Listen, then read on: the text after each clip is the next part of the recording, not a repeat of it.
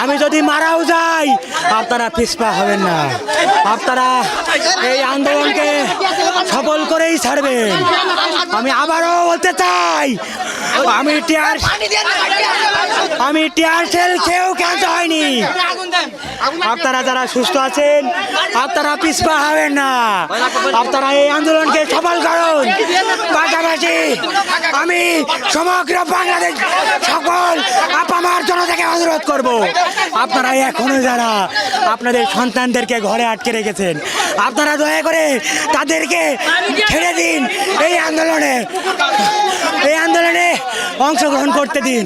মনে রাখবেন, আমরা যদি এই আন্দোলনে ব্যর্থ হই আগামীর বাংলাদেশ ব্যর্থ হবে। আপনারা ভাববেন না আমরা যদি ব্যর্থ হই সব কিছু ঠিকঠাক হয়ে যাবে। আমরা যদি আজ থেমে যাই, এই আন্দোলন যদি থেমে যায়, বাংলাদেশের স্বাধীনতা সার্বভৌমত্ব